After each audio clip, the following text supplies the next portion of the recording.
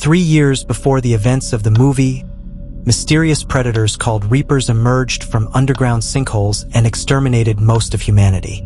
Authorities suggested people go as high as possible, as the creatures could not reach those heights. And that's what they did. The survivors live in isolated communities more than 8,000 feet above sea level. One of these communities is Lost Gulch Refuge in Front Range, Colorado, where this boy named Hunter lives. He risks going down a bit until one of the creatures chases him. But the boy manages to reach the area where the creature cannot climb any higher. And so it begins. Welcome to Random Recaps. In this video, I'm going to recap the movie. Hunter lives with his father, Will. His son tells him he went down alone because he wanted to see other people.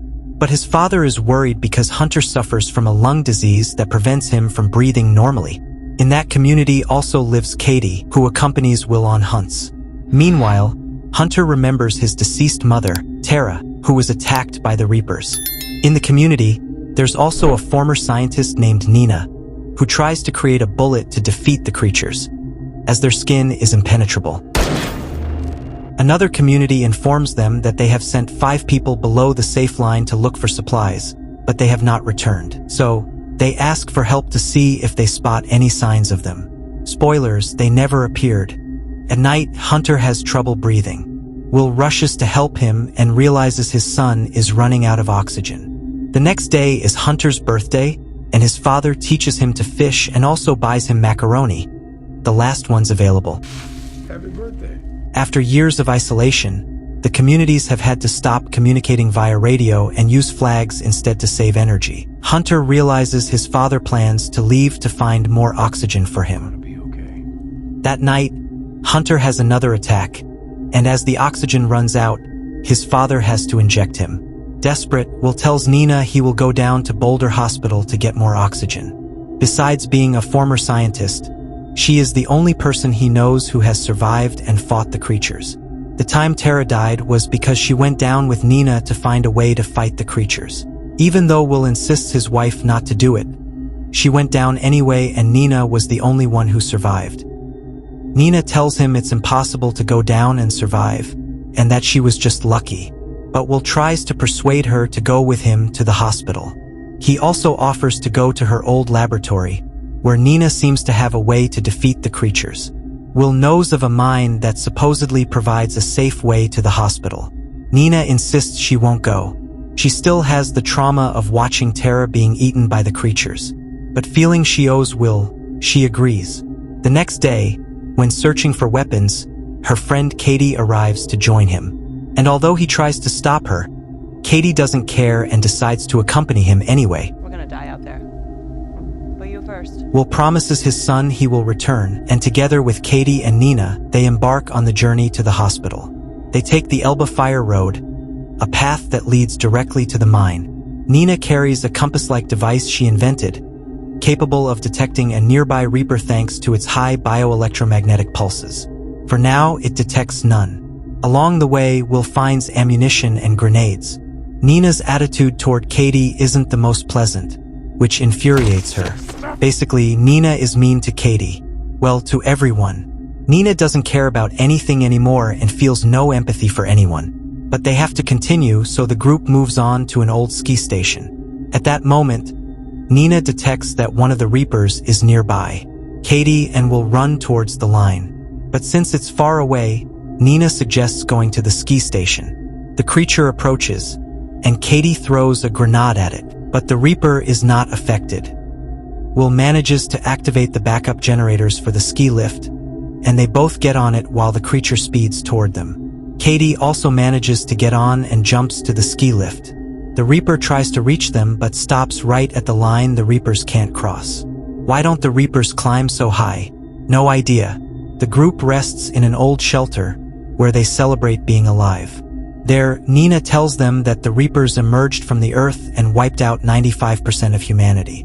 They never rested, ate, or did anything, which is why Nina doesn't believe the Reapers are predators.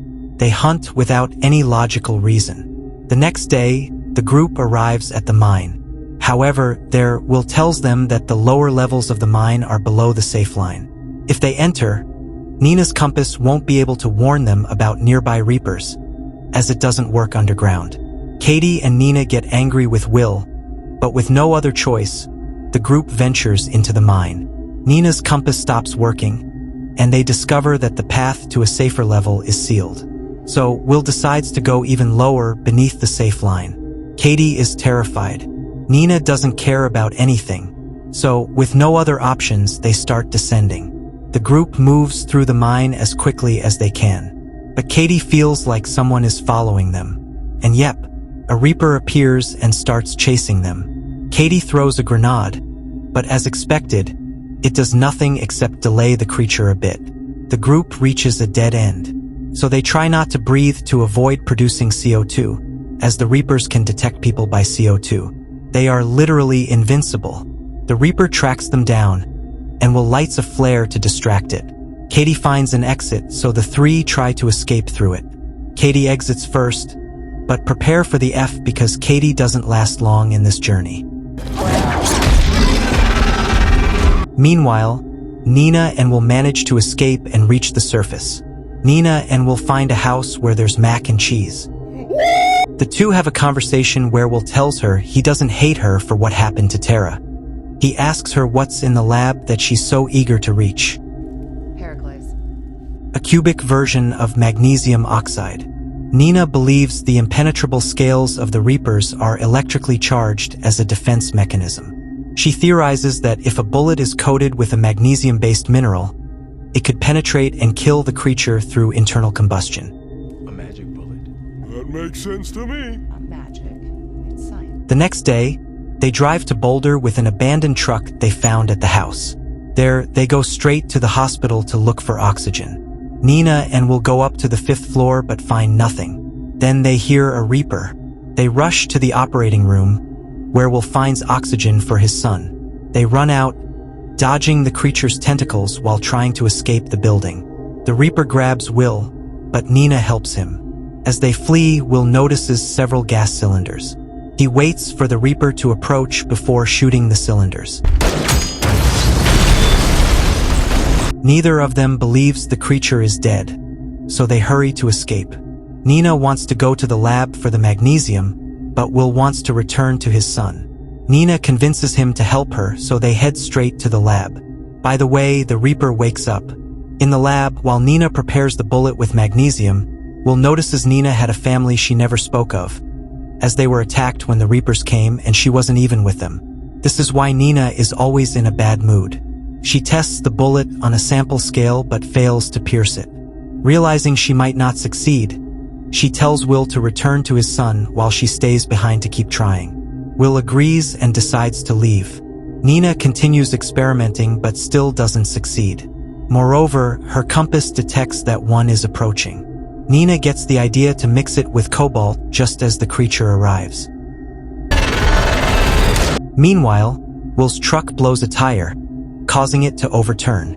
Will survives but not for long, as the Reapers are closing in. Desperately, he gets out of the truck and runs toward the safe line, where 2 more Reapers await him. The Reapers corner him, and just when we thought it was going to be an F for Will, Nina arrives and shoots the Reaper, showing that she found a way to defeat them.